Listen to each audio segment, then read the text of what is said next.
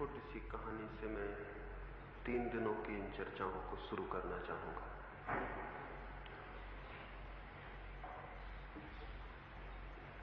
एक व्यक्ति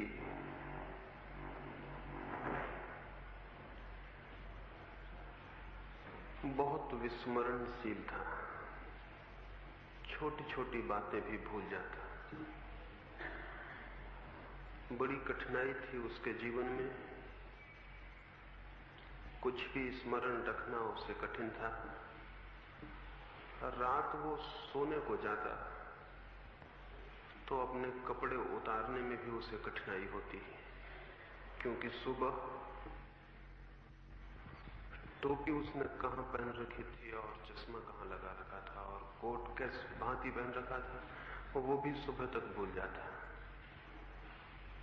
तो करीब करीब कपड़े पहनकर ही सो जाता था ताकि सुबह फिर से स्मृति को कष्ट देने की जरूरत न पड़े।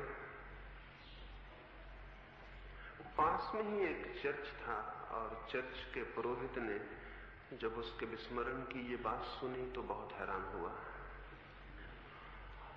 और एक रविवार की सुबह जब वो आदमी चर्च आया था तो उसे कहा, एक किताब पर लिख रखो कौन सा कपड़ा कहां पहन रखा था, किस भांति पहन रखा था, ताकि तुम रात में कपड़े उतार सको और सुबह उस किताब के आधार पर उन्हें वापस पहन सको। उस रात उसने कपड़े उतार दिए और किसी किताब पर सब लिख लिया। सुबह उठा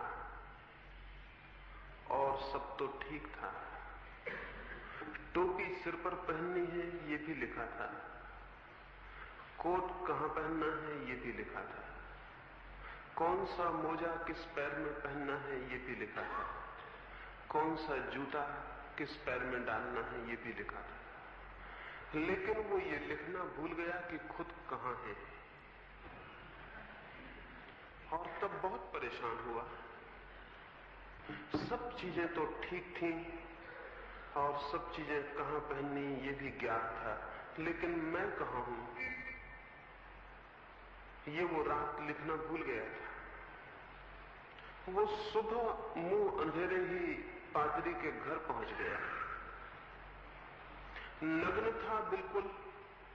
पादरी भी देख के घबरा गया और पहचान न पाया। हमारी सारी पहचान तो वस्त्रों की है। नग्न व्यक्ति को देख के शायद हम भी न पहचान पाए कि वो कौन है। पादरी बहुत हैरान हुआ। उसने पूछा, आप कौन हैं और कैसे आए? उस व्यक्ति ने कहा, यही तो पूछने में भी आया हूं कि मैं कौन हूं और कहां हूं, क्योंकि बाकी सारे वस्त्र तो ठीक हैं, लेकिन रात में ये लिखना भूल गया, अपने बाबत लिखना भूल गया। पता नहीं उस धर्म पुरोहित ने क्या उसे कहा, उससे कोई संबंध भी नहीं। लेकिन इस कहानी से मैं इसलिए इन 3 दिनों की चर्चाओं को शुरू करना चाहता हूं, क्योंकि करीब करीब इसी हालत में हम सारे लोग हैं। हमें ज्ञात है बहुत सी बातें, जीवन का सब कुछ ज्ञात है, सिर्फ एक तथ्य को छोड़कर कि हम कहां हैं और कौन हैं। मैं कौन हूं इसका हमें कोई भी स्मरण नहीं है। और उस व्यक्ति के साथ तो बात ठीक भी थी, क्योंकि वो और सब बातें भी भूल जाता था, इसलिए ये बहुत स्वाभाविक मालूम होता है कि अपने को भी भूल जाए। लेकिन हमारे साथ बड़ी मुश्किल है, हमें और सब बातें तो याद हैं, ये हमें याद नहीं कि हम कौन हैं और कहां हैं। इसलिए उस पर हंसना उतना उचित नहीं है जितना अपने पर हंसना उचित होगा। विस्मरण उसकी आदत थी, विस्मरण हमारी आदत नहीं है, और सब कुछ हमें स्मरण है, सिर्फ एक बात स्मरण नहीं है। इसलिए हम कपड़े भी ठीक से पहन लेते हैं और जूते भी, और घर भी ठीक से बसा लेते हैं, लेकिन जीवन हमारा ठीक नहीं हो पाता है। जीवन हमारा ठीक होगा भी नहीं। जो केंद्रीय है जीवन में, उसकी हमें कोई स्मृति नहीं। और मैंने कहा कि नग्न जब वो धर्म पुरोहित के द्वार पर खड़ा हो गया, तो धर्म पुरोहित भी पहचान नहीं पाया कि वो कौन है, क्योंकि हम सभी एक दूसरों को वस्त्रों से पहचानते हैं। यहां हम इतने लोग आए हैं, अगर निर्वस्त्र आ जाएं तो कोई किसी को पहचान भी नहीं सकेगा कि कौन कौन है। लेकिन ये तो ठीक भी है कि हम दूसरों को वस्त्रों से पहचानें। बड़े मजे और आश्चर्य की बात तो यह है कि हम अपने को भी अपने वस्त्रों से ही पहचानते हैं। अपनी आत्मा का तो हमें कोई स्मरण नहीं, अपने स्वरूप का तो हमें कोई बोध नहीं, तो अपने वस्त्रों, और बहुत प्रकार के वस्त्र हैं। जो वस्त्र हम पहने हुए हैं वे धन के, पदवियों के, पदों के, सामाजिक प्रतिष्ठा के, अहंकार के, उपाधियों के, वो सारे वस्त्र हैं, और उनसे ही हम अपने को भी पहचानते हैं। वस्त्रों से जो अपने को पहचानता है, वो उसका जीवन यदि अंधकारपूर्ण हो जाए, यदि उसका जीवन दुख से भर जाए, पीड़ा और विपन्नता से, तो आश्चर्य नहीं है, क्योंकि वस्त्र हमारे प्राण नहीं है, वस्त्र हमारी आत्मा नहीं है। लेकिन हम अपने को अपने वस्त्रों से ही जानते हैं, उससे गहरी हमारी कोई पहुंच नहीं है। इन 3 दिनों में इन वस्त्रों के पार जो हमारा होना है, उस तरफ, उस दिशा में कुछ बातें आपसे कहूंगा, और ये स्मरण दिलाना चाहूंगा कि जो वस्त्रों में खोया है वो अपने जीवन को गंवा रहा है, और जो केवल वस्त्रों में अपने को पहचान रहा है वो अपने को पहचान ही नहीं रहा है, वो अपने को पा भी नहीं सकेगा। और जो व्यक्ति अपने को ही ना पा सके, उसके और कुछ भी पा लेने का कोई भी मूल्य नहीं है। अपने को खोकर अगर सारी दुनिया भी पाई जा सके तो भी उसका कोई मूल्य नहीं है। एक और छोटी कहानी मुझे स्मरण आई, वो मैं कहूं, और फिर आज की सुबह इस आत्मविस्मरण के संबंध में जो मुझे कहना है वो आपको कहूंगा। 3 मित्र यात्रा पर निकले। पहली ही रात एक जंगल में उन्हें विश्राम करना पड़ा। खतरनाक स्थान था, जंगली जानवरों का डर था, डाकू और लुटेरों का भी भय था, अंधेरी रात थी। तो उन तीनों ने तय किया कि एक एक व्यक्ति जागता रहे, 2 सोए, एक जागा हुआ पहरा दे। एक तो उनमें गांव का पंडित था, एक उसमें गांव का लड़ाका बहादुर छत्री था, एक गांव का नाई था। नाई की ही सबसे पहले पैसा फेंका गया और उसका ही नाम पड़ा। वो रात पहरा देने के लिए पहले पहर बैठा। नींद उसे जल्दी आने लगी, दिन भर की थकान थी, तो किसी भांति अपने को जगाए रखने के लिए उसने बगल में अपने सोए हुए छत्री मित्र की हजामत बनानी शुरू कर दी। जागे रखने के लिए अपने को उसने अपने मित्र के सारे बाल काट डाले। उसका समय पूरा हुआ। तीसरा जो मित्र था, रात्रि के अंतिम पहर में उस पंडित का पहरा होने को था। उसके तो बाल नहीं थे, उसका सिर पहले से ही साफ था, उसके सारे बाल गिर गए थे। दूसरे मित्र का जैसे ही मौका आया, उस नाई ने उसे उठाया और कहा, मित्र उठो, तुम्हारा समय आ गया, अब मैं सोऊं। उस छत्री ने अपने सिर पर हाथ फेरा, देखा बाल बिल्कुल भी नहीं है। तो उसने कहा कि मालूम होता है तुमने मेरी जगह भूल से पंडित जी को उठा दिया है। उसने अपने सिर पर हाथ फेरा और कहा कि मालूम होता है तुमने भूल से मेरी जगह पंडित जी को उठा दिया है, और वो वापस सो गया। हम अपने को इसी भांति पहचानते हैं। हमारी पहचान हमारे वस्त्रों तक है। अगर बहुत गहरी जाती हो तो अपने शरीर तक जाती है, तो वो भी वस्त्र से ज्यादा गहरा नहीं है। और भी गहरी जाती हो तो मन तक जाती है, मन भी वस्त्रों से ज्यादा गहरा नहीं है। लेकिन उससे गहरी हमारी कोई पहचान नहीं जाती।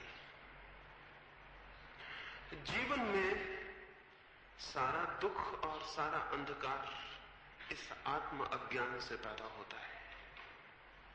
केंद्र पर, अपने स्वयं के केंद्र पर अंधकार होता है और हम सारे रास्तों पर दिए जलाने की कोशिश करते हैं। वे सब दिए काम नहीं पड़ते, क्योंकि मेरे भीतर अंधकार होता है तो मैं जहां भी जाता हूं अपने साथ अंधकार ले जाता हूं। उन रास्तों पर भी जहां की मैंने प्रकाश के दिए जलाए हैं, मेरे पहुंचने से अंधकार हो जाता है। क्योंकि मैं अंधकार हूं। जब तक मैं स्वयं को नहीं जानता तब तक मैं अंधकार हूं। तो मैं अपने अंधकार को लिए फिरता हूं जीवन में, और सारे लोग अपने अपने अंधकार को लिए फिरते हैं। हम सब जहां इकट्ठे हो जाते हैं वहां अंधकार बहुत घना हो जाता है। एक एक व्यक्ति उतने अंधकार में है, और जहां पूरी मनुष्य जाति इकट्ठी हो वहां अंधकार बहुत घना हो जाता है। मनुष्य जाति के पिछले 3-4 हजार वर्षों का इतिहास इसी अंधकार का इतिहास है। फिर इस अंधकार से संघर्ष पैदा होता है, युद्ध पैदा होते हैं, हिंसा पैदा होती है। इस अंधकार से ईर्ष्या पैदा होती है, घृणा पैदा होती है, क्रोध पैदा होता है। इस अंधकार से विध्वंस पैदा होता है। हम खुद दुखी होते हैं, औरों को दुखी करते हैं। ये कोई 3-4 हजार वर्षों से चला है, और अब तक हम सफल नहीं हो पाए इस बात में कि एक ऐसा समाज निर्मित हो सके जिसका जीवन प्रकाश से आलोकित हो, प्रकाश से मंडित हो। क्या आपको ज्ञात है कि 3000 वर्षों में कोई 14,600 युद्ध हुए? केवल 3000 वर्षों में 14,600 युद्ध, कोई 15,000 युद्ध, प्रतिवर्ष 5 युद्ध। हम शायद लड़ते ही रहे हैं, हमने कुछ और नहीं किया। और ये तो बड़े बड़े युद्धों की बात है। रोज हम जो छोटी छोटी लड़ाइयां लड़ रहे हैं उनकी तो कोई गिनती नहीं है। जो हम रोज छोटी छोटी हिंसा कर रहे हैं उसका तो कोई आकलन नहीं, कोई गणना नहीं है। अगर 3000 वर्षों में 15,000 युद्ध हमें लड़ने पड़े हों तो क्या इससे ये सूचना नहीं मिलती है कि मनुष्य जाति का मस्तिष्क किसी बहुत गहरे रोग से पीड़ित है? कोई इन 3000 वर्षों में मुश्किल से थोड़े से वर्ष हैं जब युद्ध न हुआ हो, और उन वर्षों को भी हम शांति का समय नहीं कह सकते, क्योंकि उन क्षणों में हमने नए युद्धों की तैयारियां की हैं। या तो हम लड़ते रहे हैं या हम लड़ने की तैयारियां करते रहे हैं। मनुष्य के पूरे इतिहास को 2 खंडों में बांटा जा सकता है, युद्ध के खंड और युद्ध की तैयारियों के खंड। शांति हमने अब तक नहीं जानी, और व्यक्तिगत जीवन में भी हम देखें तो शांति का कहीं कोई पता नहीं मिलेगा। कोई आनंद की किरण उपलब्ध नहीं होगी, कोई प्रेम का संगीत नहीं सुनाई पड़ेगा। हम सारे लोग यहां इकट्ठे हैं। कौन अपने भीतर प्रेम के संगीत को अनुभव करता है? कौन अनुभव करता है अपने भीतर सुगंध को, जीवन की? कौन अनुभव करता है जीवन की धन्यता को, कृतार्थता को? एक अर्थहीनता, एक मीनिंगलेसनेस हमें पकड़े है, लेकिन किसी भांति हम जिए जाते हैं कल की आशा में। शायद कल सब ठीक हो जाएगा, लेकिन जिसका आज गलत है उसका कल कैसे ठीक होगा? क्योंकि कल तो आज से ही निकलेगा, आज से ही पैदा होगा। अगर आज दुख से भरा है तो स्मरण रखें, कल आनंद से भरा हुआ नहीं हो सकता है, क्योंकि कल का जन्म तो आज से होगा। कल आने वाला जीवन आप पैदा करेंगे, उसे आप प्रतिक्षण पैदा कर रहे हैं। तो यदि आज दुखी हैं तो जान लें कि कल भी दुखी रहेंगे। कल की आशा में, कल की सुख की आशा में आज के दुख को झेला तो जा सकता है, लेकिन कल के सुख को निर्मित नहीं किया जा सकता। कल के आनंद की कल्पना में आज की पीड़ा को सहा जा सकता है, लेकिन कल के आनंद को पैदा नहीं किया जा सकता। इसलिए आनंद है केवल आशा और जीवन है दुख। ऐसा हमारे सबके अनुभव में है। ये कोई सिद्धांत की बात नहीं है। जो भी अपने जीवन को थोड़ा सा खोलकर देखेगा उसे ये दिखाई पड़ेगा। ये सीधे तथ्य हैं। जीवन के संबंध में पहला तथ्य यही है कि जिस भांति हम उसे जी रहे हैं उस भांति कहीं कोई आनंद का फूल उसमें नहीं लगता है और ना लग सकता है।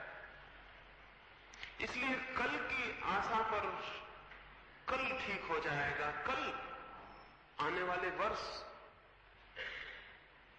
या आने वाली जिंदगी में, परलोक में, पुनर्जन्म में सब ठीक हो जाएगा। कि ये सब कल की आशा का विस्तार है। कोई सोचता हो कि इस जन्म के बाद अगले जन्म में सब ठीक हो जाएगा, वो उसी तरह की भ्रांति में है जिस तरह की भ्रांति में जो सोचता है आज दुख है, कल शांति, कल सुख हो जाएगा। कोई सोचता हो मोक्ष में सब ठीक हो जाएगा तो भ्रांति में है, क्योंकि कल मुझसे पैदा होगा। आने वाला जन्म भी, मोक्ष भी, जो भी होने वाला है वो मुझसे पैदा होगा। और अगर मेरा आज अंधकारपूर्ण है तो कल मेरा प्रकाशित नहीं हो सकता। फिर क्या हम निराश हो जाएं और कल की सारी आशा छोड़ दें? मैं आपसे कहता हूं, निश्चित ही कल के प्रति कोई आशा रखने का कारण नहीं है, लेकिन इससे निराश होने का भी कोई कारण नहीं है। आज के प्रति आशा से भरा जा सकता है, आज को परिवर्तित किया जा सकता है। मैं जो हूं उस होने में क्रांति लाई जा सकती है। मैं कल क्या होऊंगा इसके द्वारा नहीं, बल्कि जो मैं अभी हूं उसके ज्ञान, उसके बोध, उसके प्रति जागरण से, उसे जान लेने से, आत्म स्मृति से क्रांति उत्पन्न हो सकती है। यदि मैं जान सकूं स्वयं को तो वो दिया उपलब्ध हो जाएगा जो मेरे जीवन से अंधकार को नष्ट कर दे। और स्वयं को जाने बिना और न कोई दिया है और न कोई प्रकाश है, न कोई आशा है। पहली बात, हम स्वयं को नहीं जानते हैं। ये जान लेना स्वयं को जानने के प्रति पहला चरण है।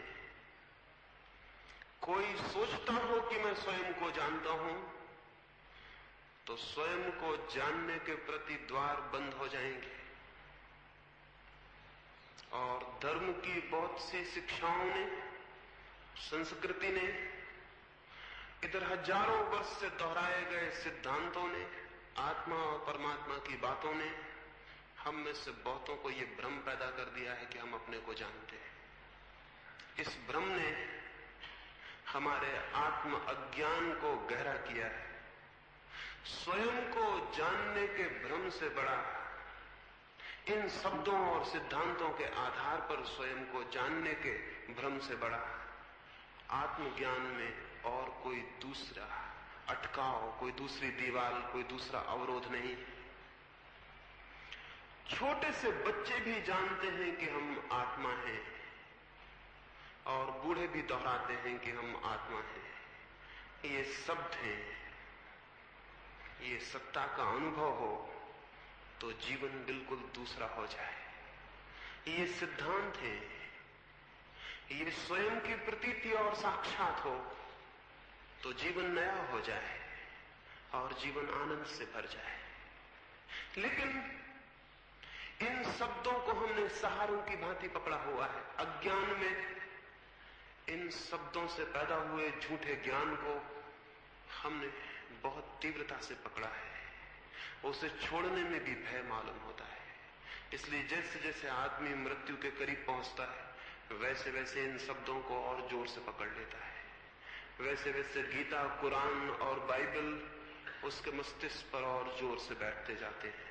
वैसे वैसे वो मंदिरों के द्वार खटखटाने लगता है और साधु सन्यासियों के सत्संग में बैठने लगता है, ताकि इन शब्दों को जोर से पकड़ ले, ताकि आती हुई मौत के विरोध में कोई सुरक्षा का उपाय बना ले।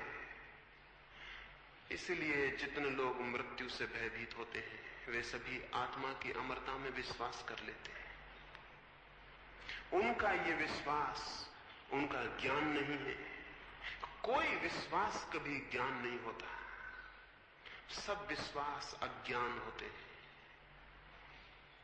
जीवन के प्रति जो भी हम माने हुए बैठे हैं वो सब हमारा अज्ञान है, और उस मानने के कारण ज्ञान तक जाने का सारा द्वार बंद है। स्वयं की स्मृति में, स्वयं के संबंध में प्रचलित सिद्धांत सबसे बड़ी बाधाएं हैं।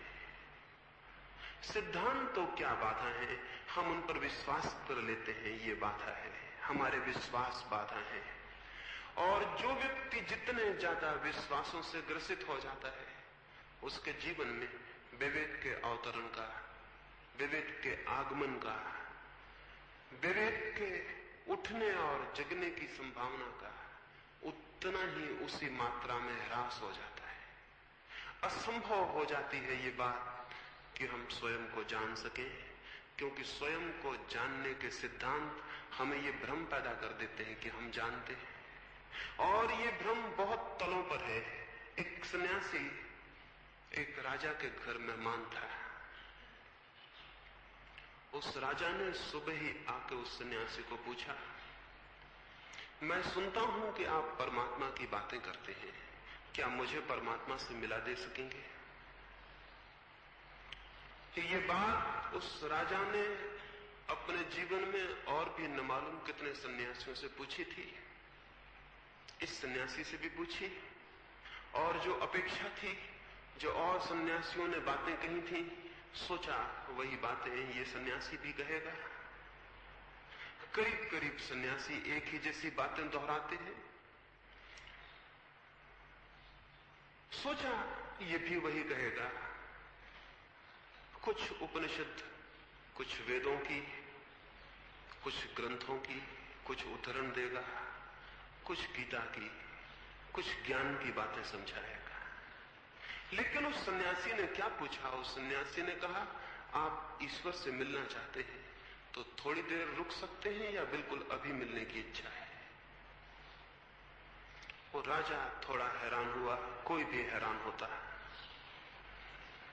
ये ख्याल न था कि बात इस भांति पूछी जाएगी। सोचा शायद समझने में भूल हो गई है। उसने कहा कि शायद आप समझे नहीं, मैं परमात्मा से, ऊपर जो परमात्मा उससे मिलने की बात कर रहा हूं। उस सन्यासी ने कहा, समझने में भूल का कोई कारण नहीं, मैं तो उस परमात्मा के सिवाय और किसी की बात करता ही नहीं। अभी मिलना चाहते हैं या थोड़ी देर ठहर सकते हैं? उस राजा ने कहा, जब आप कहते ही हैं तो मैं अभी ही मिलना चाहूंगा। ऐसे उसकी कोई तैयारी नहीं थी इतने जल्दी परमात्मा से मिलने की, और किसी की भी इतने जल्दी कोई तैयारी नहीं होती। ईश्वर के खोजियों से पूछा जाए अभी मिलना चाहेंगे तो वो भी कहेंगे कि हम थोड़ा सोच कर आते हैं, विचार के आते हैं।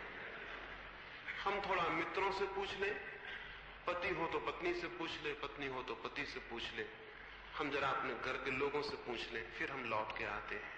इसी वक्त तो ईश्वर से मिलने को कौन तैयार होगा? वो राजा भी तैयार नहीं था। लेकिन जब बात ही, मुसीबत ही आ पड़ी थी सिर पर, तो उसने कहा कि ठीक है, आप कहते हैं तो मैं अभी मिल लूंगा। सन्यासी ने कहा, लेकिन इसके पहले कि मैं आपको परमात्मा से मिलाऊं, ये छोटा सा कागज है, इस पर अपना परिचय लिखते हैं। और लिखा उसने जो उसका परिचय था। बड़े राज्य का राजा था, महल का पता, वो सब लिखा। सन्यासी ने पूछा कि क्या मैं मान लूं यही आपका परिचय है? क्या मैं मान लूं कि कल आप भिखारी हो जाएं और राज्य छिन जाए तो बदल जाएंगे? उस राजा ने कहा कि नहीं, राज्य छिन जाए तो भी मैं तो मैं ही रहूंगा।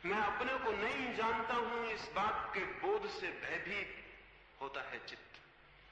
इसलिए हम कोई ना कोई परिचय तो मान लेना चाहते हैं। ग्रस्त का एक परिचय है और सन्यासी का एक परिचय है। ये दोनों परिचय झूठे हैं। इनमें से किसी एक को हम पकड़ के तृप्ति कर लेना चाहते हैं। तो गृहस्थी से कोई छूटता है तो सन्यासी हो जाता है और सन्यास में पकड़ जाता है। और एक तरह के वस्त्रों से छूटता है तो दूसरे तरह के वस्त्रों को स्वीकार कर लेता है। और एक तरह के नाम से छूटता है तो दूसरा नाम ग्रहण कर लेता है। सन्यासी का नाम बदल देते हैं हम, दूसरा नाम दे देते हैं उसे। कपड़े बदल देते हैं, दूसरे वस्त्र दे देते हैं उसे। उसका ढंग बदल देते हैं, दूसरा ढंग दे देते हैं उसे। लेकिन उस रिक्त स्थान में छूटने को कोई राजी नहीं है जहां हमारा कोई परिचय नहीं है, ना सांसारिक और ना आध्यात्मिक। उस खाली जगह में खड़े होने को कोई राजी नहीं। जो उस खाली जगह में खड़े होने को राजी हो जाता है वही केवल स्वयं को जान पाता है। जो अपने सब परिचय छोड़ देता है और अपरिचय में खड़ा हो जाता है, जो अपने संबंध में सारे ज्ञान छोड़ देता है और अज्ञान में खड़ा हो जाता है, उसी अज्ञान में, उसी न जानने में, उसी नॉट नोइंग में, उस न जानने में, जब मुझे कुछ भी पता नहीं अपने बाबत और जो भी पता है उसे मैं छोड़ देता हूं, उसी स्थिति में, उसी क्रांति के क्षण में वो परिवर्तन घटित होता है जहां स्वयं के बोध का जन्म होता है। जब तक मैं किसी भी परिचय को पकड़ता हूं तब तक उस बोध के पैदा होने की भूमिका खड़ी नहीं होती। जब तक मैं कोई भी सहारा पकड़ता हूं तब तक उसके जगने का कोई कारण पैदा नहीं होता जो मेरे भीतर सोया है। जब मैं सब सहारा छोड़ देता हूं, एक छोटी सी घटना मुझे स्मरण आती, बिल्कुल काल्पनिक होगी। मैंने सुना है कि कृष्ण एक दिन भोजन करते थे और बीच भोजन में उठे और द्वार की तरफ भागे।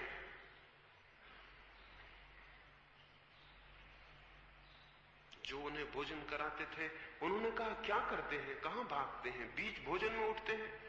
उन्होंने कहा, मेरा एक भक्त बहुत कष्ट में पड़ा हुआ है, दुष्ट उसे सता रहे हैं, उसे पत्थर मार रहे हैं। ये कह के वो भागे, द्वार के बाहर भी निकल गए, लेकिन द्वार से फिर वापस लौट आए, भोजन करने बैठ गए। तो जिन्होंने पहला प्रश्न पूछा था उन्होंने पूछा, आप लौट आए बीच से? उन्होंने कहा, उस भक्त ने खुद भी पत्थर अपने हाथ में उठा लिया है, अब मेरे जाने की वहां कोई जरूरत नहीं रह गई। अभी लोग उसे मार रहे थे, वो निहत्था असहाय खड़ा हुआ झेल रहा था। मेरी जरूरत थी, अब उसने पत्थर खुद भी उठा लिए हैं, अब मेरी कोई भी जरूरत नहीं। कहानी तो काल्पनिक ही होगी, लेकिन मनुष्य के जीवन में जो भी सोया है, चाहे उसे कोई नाम दे, सत्य कहें, आत्मा कहें, परमात्मा या कोई और नाम दे, कृष्ण कहें, क्राइस्ट कहें या कुछ और कहें, जो भी भीतर सोया है, जब तक आप बेसहारा नहीं हो जाएंगे तब तक उसके उठने के और जगने का कोई कारण नहीं है। जब तक आप कुछ पकड़ लेंगे तब तक वो सोया रहेगा, और जब आपकी कोई पकड़ नहीं होगी और हाथ खाली हो जाएंगे और आप बेसहारा खड़े हो जाएंगे, जब आपकी कोई सुरक्षा नहीं रह जाएगी, कोई सहारा नहीं रह जाएगा, कोई परिचय, कोई ज्ञान, और आप निपट अज्ञान में और बेसहारा खड़े होने का साहस करेंगे, उसी क्षण केवल वो जागता है जो हमारे भीतर सोया है। उसी क्षण वहां स्फुरना होगी, उसी क्षण वहां कोई बीज टूटता है और अंकुरित होता है, उसी क्षण वहां कोई अंधकार टूटता है, कोई ज्योति जागती। उसके पहले नहीं, उसके पहले असंभव है, उसके पहले बिल्कुल असंभव है। क्योंकि उसके पहले हम कोई न कोई पूरक, कोई न कोई सब्स्टिट्यूट खोज लेते हैं। हम खोज लेते हैं तो उसे, जो सोया है, उसे जागने का कोई कारण नहीं रह जाता। हम पत्थर उठा लेते हैं, फिर कठिनाई हो जाती है, और हम कोई न कोई परिचय पकड़ लेते हैं, कोई न कोई वस्त्र पकड़ लेते हैं, कोई न कोई रूप, कोई न कोई आकृति, कोई न कोई नाम, कोई न कोई शब्द, कोई न कोई सिद्धांत पकड़ लेते हैं। अज्ञान ढक जाता है और ज्ञान के जन्म का कोई कारण नहीं रह जाता। ज्ञान के आगमन के लिए पहला द्वार स्वयं के भीतर अपने समग्र अज्ञान की स्वीकृति है। तो आज की सुबह मैं आपको कहना चाहूंगा, ज्ञानी न बने, अपने अज्ञानी होने को जाने। ज्ञानी बनना बहुत आसान है, अपने अज्ञान को जानना और स्वीकार कर लेना बहुत दुस्साहस की बात है। क्योंकि ज्ञानी बनने में अहंकार की सहज तृप्ति होती है, अज्ञान को स्वीकार करने में अहंकार एकदम टूट के दो टुकड़े हो जाता है, उसके खड़े होने की कोई जगह नहीं रह जाती। ज्ञानी होने में अहंकार की खूब तृप्ति है। तो पंडित जितना अहंकारी हो जाता है, उतना तो जगत में कोई अहंकारी नहीं होता। उपदेशक जितने अहंकार से भर जाते हैं, उतना तो कोई अहंकारी नहीं होता। जितना ये ज्ञान की बातें करने वाले लोग अहंकार से पीड़ित हो जाते हैं, उतना तो कोई और अहंकारी नहीं होता। ये हम जितना ज्यादा, हमें ये ख्याल पैदा होता है कि कुछ शब्दों को इकट्ठा करके, कुछ विचारों को इकट्ठा करके हमने जान लिया, मैं जान गया हूं। जानते तो हम कुछ भी नहीं, हमारा मैं जरूर मजबूत होता है और भर जाता है। और फिर जिस चीज से भरने लगता है उसको हम इकट्ठा करने लगते हैं। कोई धन इकट्ठा करने लगता है, क्योंकि धन के इकट्ठे करने से अहंकार बढ़ता हुआ मालूम पड़ता है। कोई बड़े महल बनाने लगता है, ताजमहल खड़े करने लगता है, कोई कुछ और करने लगता है, क्योंकि उससे अहंकार बढ़ता है। कोई त्याग करने लगता है, क्योंकि उससे अहंकार बढ़ता है। और हमारा अहंकार बड़ा सूक्ष्म है, वो निरंतर अपने को भरने की कोशिश करता है।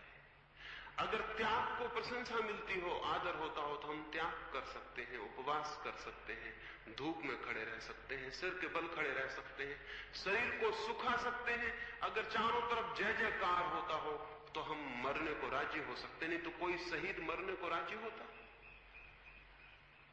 कोई मरने को राजी होता? लेकिन अहंकार को अगर तृप्ति मिलती हो तो हम सूली पर भी लटकते वक्त मुस्कुरा सकते हैं और प्रसन्न हो सकते हैं। एक फकीर था, नसीरुद्दीन।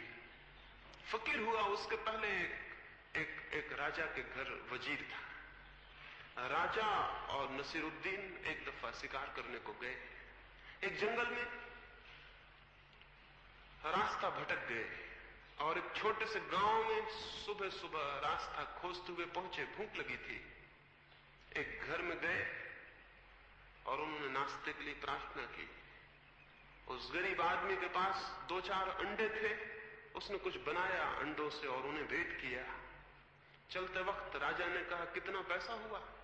उस देश की मुद्रा में उस गरीब आदमी ने कहा, 50 रुपया। राजा बहुत हैरान हुआ, 2-4 अंडों की कीमत 2-4 पैसे भी नहीं थी, 50 रुपया। उसने वजीर नसीरुद्दीन से पूछा, क्या बात है? Are eggs so rare in this part of the country? क्या इस हिस्से में अंडे इतने कम मिलते हैं?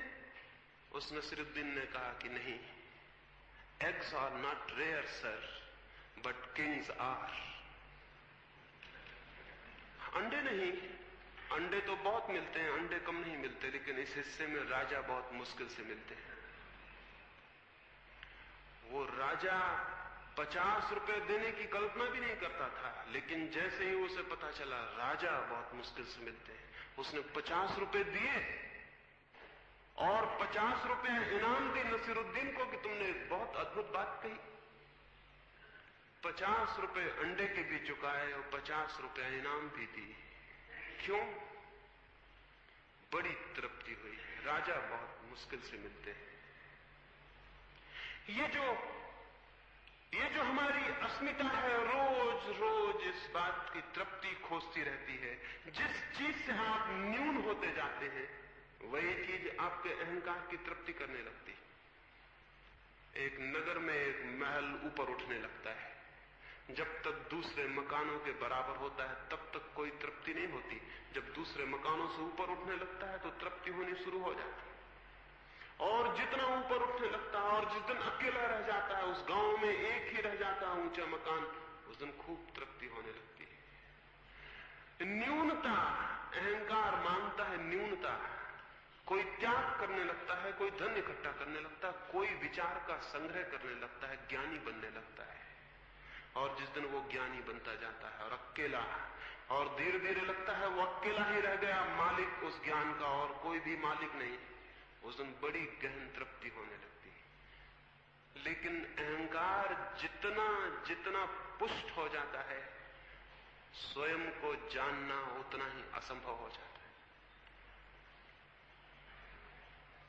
जितनी अस्मिता गहरी हो जाती है, ये जो ईगो है, ये जो मैं हूं, ये जितना सख्त और ठोस हो जाता है, उतना ही उसे जानना मुश्किल हो जाता है। जो मैं हूं, जो मेरा वास्तविक होना। क्यों?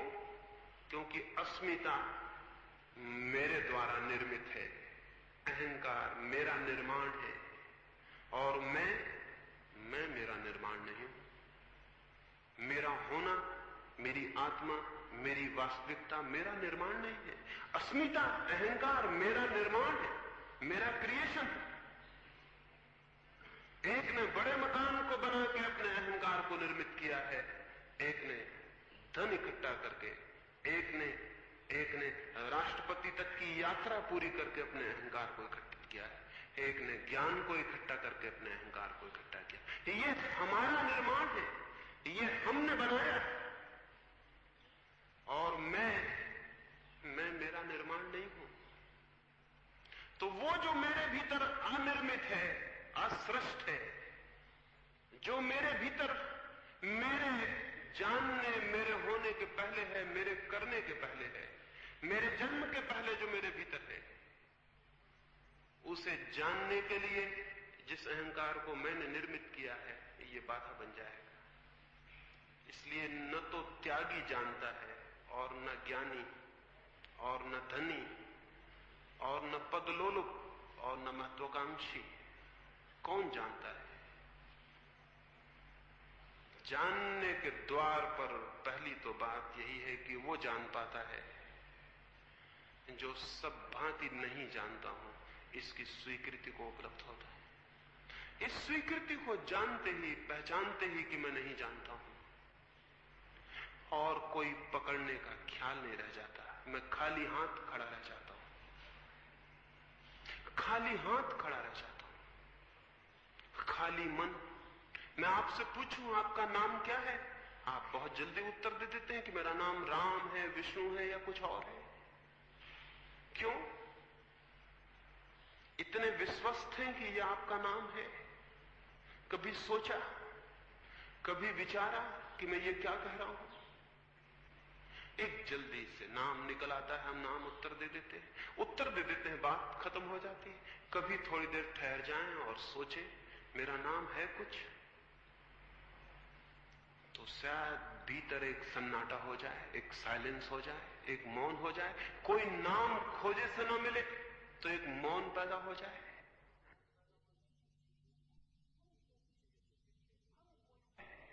हम कोई किसी से प्रश्न पूछते हैं, उसे मालूम होता है तो शीघ्र उत्तर दे देता। मालूम होने का मतलब, अगर उसकी स्मृति में कुछ होता है तो उत्तर दे देता है। मैं पूछूं दो कितने होते हैं, आप कह देते हैं 4, क्योंकि आपकी स्मृति ने सीख रखा है 2 4 होते हैं। पूछा, उत्तर दे दिया। मैं आपसे पूछूं भीतर कौन है, आप कह दें आत्मा, ये भी स्मृति ने सीख रखा है 2 4 वाला उत्तर दे दिया गया। लेकिन स्मृति ज्ञान नहीं है। तो स्वयं की खोज में पूछते वक्त कि मैं कौन हूं, उत्तर की अपेक्षा न करें। क्योंकि जो भी उत्तर आएगा वो स्मृति से आएगा, झूठा होगा, सीखा हुआ होगा। सब सीखी हुई बातें झूठी होती, ज्ञान नहीं बनती।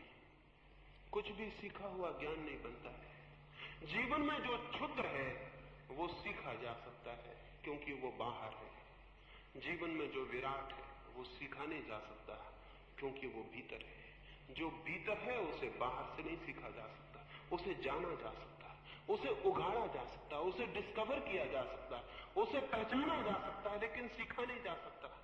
उसे जाना जा सकता है लेकिन याद नहीं किया जा सकता। तो जब भी प्रश्न पूछें कि मैं कौन हूं, और वो मनुष्य कभी धार्मिक ना हो पाएगा जिसने अपने से ये ना पूछा हो कि मैं कौन, और वो मनुष्य कभी सत्य को ना जान पाएगा और कभी आनंद को भी उपलब्ध ना हो पाएगा जिसने अपने प्राणों की सारी गहराई में न पूछा हो कि मैं कौन हूं। और अगर कोई भी उत्तर आता हो तो उत्तर को इंकार कर दें, क्योंकि उत्तर सीखा हुआ होगा, स्मृति से आया हुआ होगा। और स्मृति तो केवल वही जानती है जो सीख लिया गया है। स्मृति उसे नहीं जानती जिसे हम नहीं जानते, जो अज्ञात है, अननोन है, जो अभी अपरिचित है, उसे स्मृति नहीं जानती है। स्मृति तो जो सीख लिया गया उसका संग्रह है। स्मृति के उत्तर को इंकार करें, स्मृति कहे विष्णु हो तो उसे जाने दें, उसे पकड़े ना। स्मृति कहे आत्मा हो, उसे जाने दें, उसे पकड़े ना। स्मृति कहे परमात्मा हो, स्मृति कहे कुछ भी नहीं केवल पदार्थ हो। अगर नास्तिक धर्म पले तो स्मृति कहेगी कुछ भी नहीं है केवल शरीर हो। अगर धार्मिक धर्म पले स्मृति कहेगी आत्मा हो, अजर अमर आत्मा हो। ये दोनों शिक्षाएं हैं, इनको छोड़ दें। नास्तिक को आस्तिक को जाने दें, ग्रंथों से आए हुए उत्तर को जाने दें। फिर क्या होगा? जब कोई उत्तर ना आएगा तो क्या होगा? जब किसी उत्तर की स्वीकृति ना होगी तो क्या होगा? भीतर एक सन्नाटा हो जाएगा, एक मौन खड़ा हो जाएगा, एक साइलेंस पैदा हो जाएगी। और उसी मौन से, उसी सन्नाटे से, उसी शून्य से उस चीज का अनुभव आना शुरू होता है जो स्वयं का होना है। पूछें मैं कौन हूं, और कृपा करके किसी उत्तर को न पकड़े। पूछें मैं कौन हूं और प्रश्न ही रह जाने दें, उत्तर नहीं। और प्रश्न को ही गूंजने दें, और प्रश्न को ही प्राणों में छाने दें, और प्रश्न को ही उतरने दें गहरा। और कोई उत्तर न पकड़ें, क्योंकि सभी उत्तर सीखे हुए होंगे। कोई उत्तर हिंदू का, मुसलमान का, जैन का न पकड़े, सब उत्तर सीखे हुए होंगे। प्रश्न रह जाए मैं कौन हूं, तीर की भांति प्राणों को छेदता हुआ। सिर्फ प्रश्न रह जाए मैं कौन हूं और कोई उत्तर न हो, तो आप हैरान होंगे। उसी अंतराल में, उसी खाली जगह में, उसी मौन में वो किरण उतरनी शुरू होगी स्वयं की। स्वयं को जानने का पहला साक्षात, स्वयं के अनुभव का पहला बोध, पहला प्रकाश उतरना शुरू होगा। आज की सुबह निवेदन करना चाहता हूं, पूछें अपने से मैं कौन हूं, और किसी उत्तर को स्वीकार न करें जो बाहर से आया हुआ हो। किसी उत्तर को स्वीकार न करें, चाहे वो किसी भगवान के अवतार का उत्तर हो, चाहे किसी तीर्थंकर का, चाहे किसी ईश्वर पुत्र का, चाहे किसी पैगंबर का, चाहे किसी बुद्ध पुरुष का, किसी का भी उत्तर हो उसे स्वीकार न करें। परमात्मा की खोज के मार्ग पर, सत्य की खोज के मार्ग पर जो भी बीच में आ जाए उसे विदा कर दें, उसे कहें हट जाओ। चाहे वो तीर्थंकर हो, चाहे ईश्वर पुत्र हो, चाहे भगवान स्वयं हो, उसे कहें कि रास्ता छोड़ दो। मैं जानना चाहता हूं तो मुझे किसी के भी उत्तर को स्वीकार करने की कोई गुंजाइश नहीं है। मैं देखना चाहता हूं तो मैं किसी दूसरे की उधार आंख से नहीं देख सकता। और मेरे प्राण स्पंदित होना चाहते हैं तो मेरा हृदय धड़केगा तो ही ये हो सकता है, किसी और के हृदय की धड़कन से ये नहीं हो सकता। ये जो हमारा सीखा हुआ ज्ञान है, ये हमारे ज्ञान के जन्म में बाधा है। अज्ञान नहीं, झूठा ज्ञान, सीखा हुआ ज्ञान बाधा है। अज्ञान नहीं, ज्ञान, सीखा हुआ ज्ञान अवरोध है, वही रोक रहा है, वही दीवार बन के खड़ा है। अज्ञान तो अत्यंत निर्दोष स्थिति में खड़ा कर देगा, बहुत इनोसेंस में खड़ा कर देगा, बहुत सरलता में, बहुत निरअहंकार स्थिति में खड़ा कर देगा। इसलिए एक बात, और जो इस बात को पूरा न कर सके वो आगे खोज नहीं कर सकेगा। जो अपने अज्ञान को स्वीकार न कर सके वो आगे खोज नहीं कर सकेगा। सोक्रेटिस के समय में एक व्यक्ति को देवी आती थी, पता नहीं, और उस व्यक्ति से किसी ने पूछा, जब वो आविष्ट था देवी से, पूछा कि यूनान में सबसे बड़ा ज्ञानी कौन थे? उसने कहा सोक्रेटिस, सुकरात। वो सुकरात के पास गया और उसने सुकरात से पूछा कि ये घोषणा हुई है, देवी घोषणा है कि तुम यूनान के सबसे बड़े ज्ञानी हो। उसने कहा जाओ और देवी को कहना कि कुछ भूल हो गई है, क्योंकि मैं तो जैसे जैसे खोजता हूं, पाता हूं, मुझसे बड़ा और कोई अज्ञानी नहीं। जाओ, कहना कोई भूल हो गई है, क्योंकि मैं तो जैसे खोजता हूं, पाता हूं कि मुझसे बड़ा अज्ञानी कोई भी नहीं। जब मैं बच्चा था तो मुझ में थोड़ा ज्ञान था, कई बातें मुझे लगती थी कि मैं जानता हूं। जब मैं जवान हुआ तो मेरा ज्ञान और कम हो गया, मुझे कई बातें पता चली कि वो मेरा बचपना था, मैं जानता नहीं था। और अब जब मैं बूढ़ा हो गया हूं तो मैं पाता हूं कि जो भी मैं जानता था वो कुछ भी नहीं जानता था। अब तो एक अज्ञान मुझे घेर रहा है, मुझे लगता है मैं कुछ भी नहीं जानता हूं।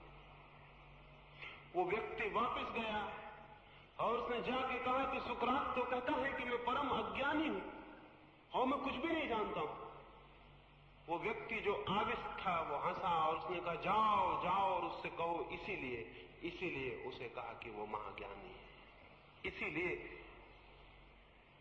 कहो, इसीलिए कहा कि वो महाज्ञानी है, क्योंकि ज्ञान के अवतरण की भूमिका है अपने अज्ञान को पूरी तरह जान लेना, स्वीकार कर लेना, पहचान लेना।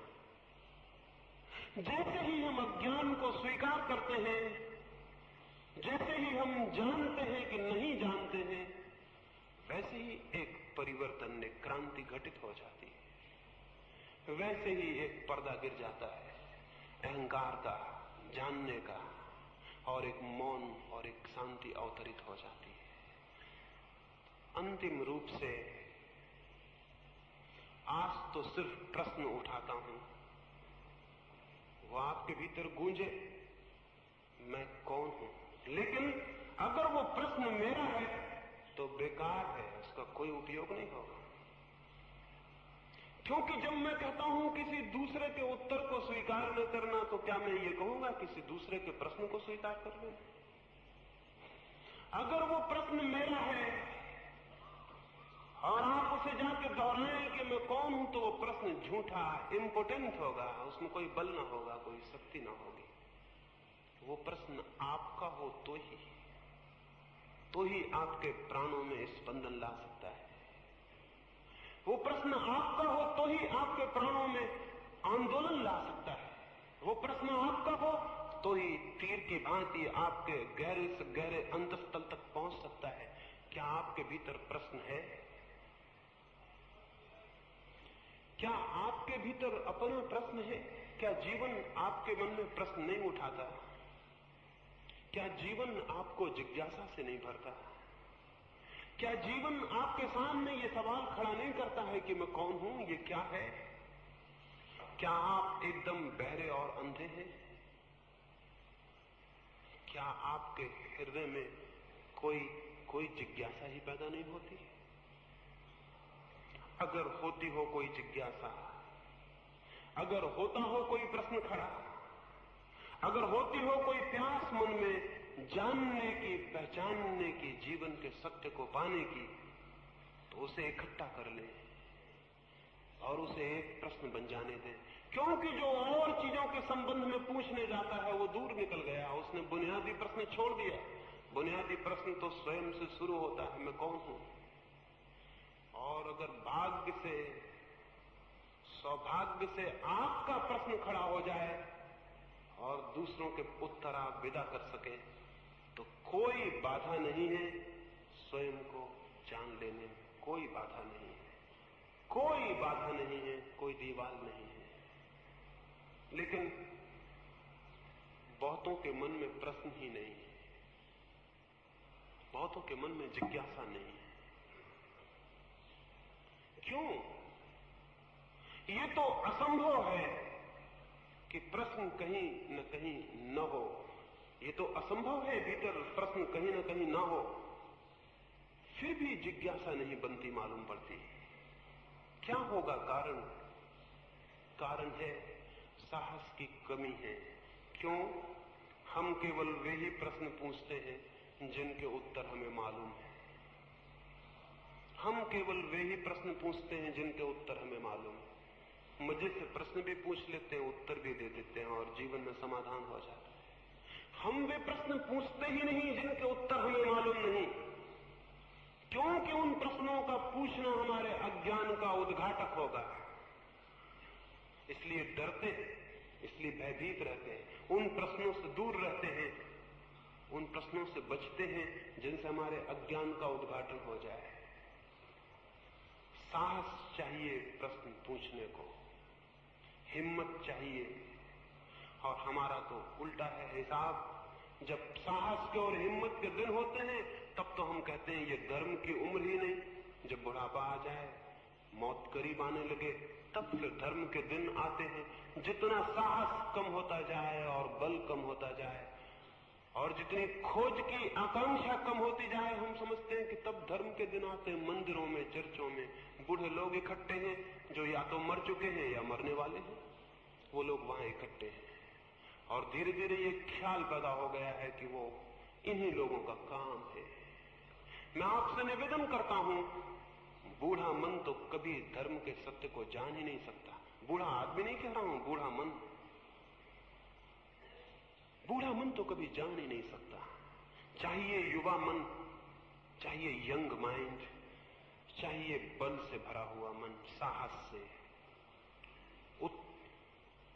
दूर की यात्रा करने का, अज्ञात की यात्रा करने का साहस हो तो प्रश्न खड़े हो जाएंगे।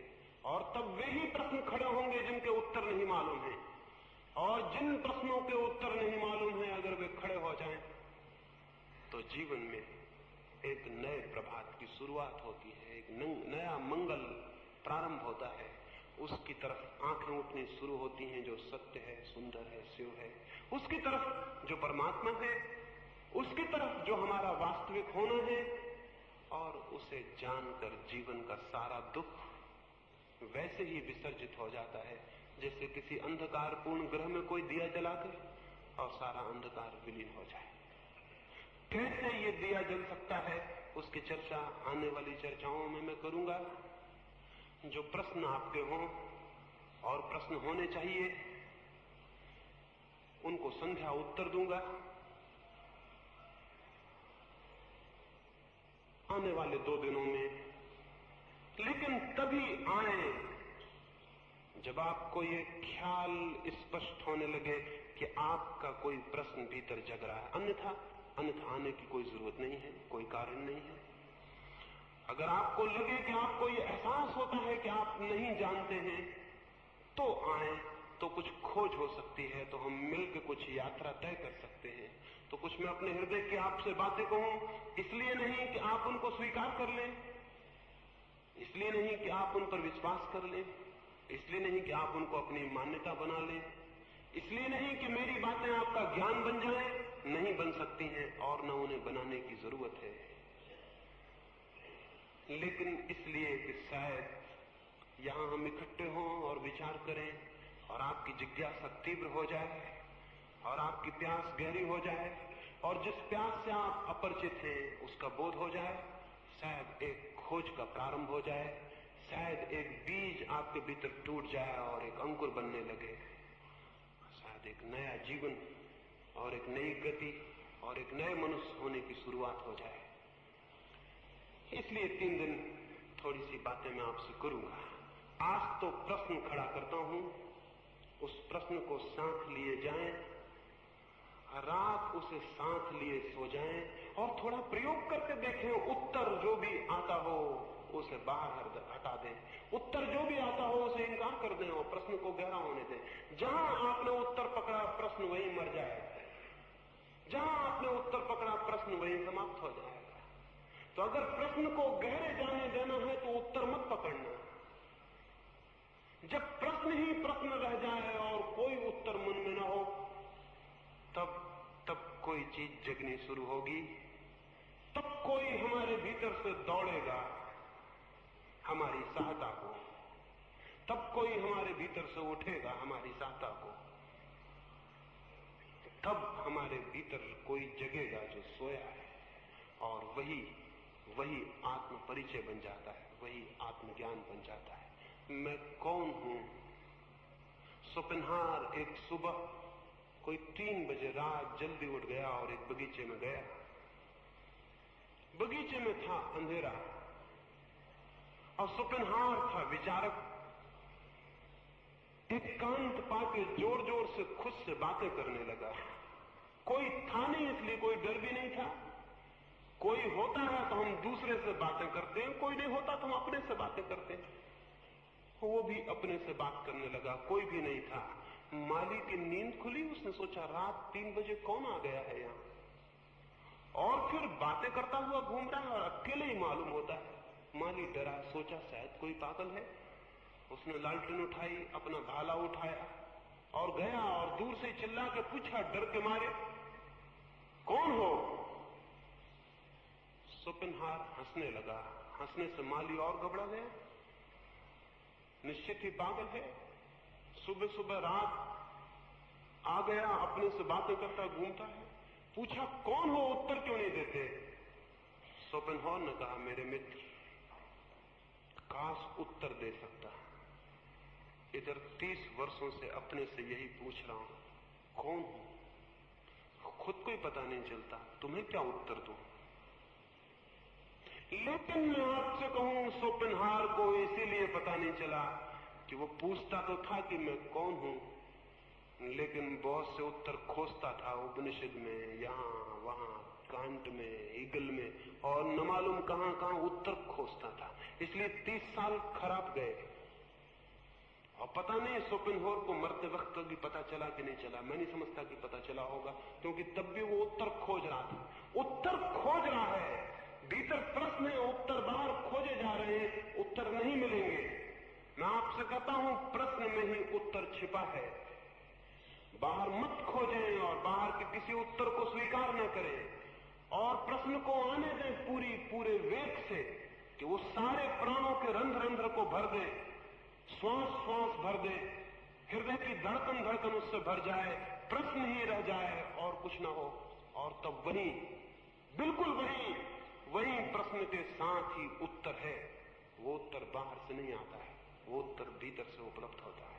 परमात्मा करे वो उत्तर उपलब्ध हो, लेकिन प्रश्न आपको पूछना पड़ेगा। मेरा प्रश्न नहीं हो सकता है, किसी और का प्रश्न नहीं हो सकता। तो कल अगर आपके मन में अपना प्रश्न हो तो आए। यहां कोई व्याख्यान नहीं है, कोई उपदेश नहीं है, यहां कोई आपको कुछ समझाने का कोई रस नहीं है, कोई आनंद नहीं है।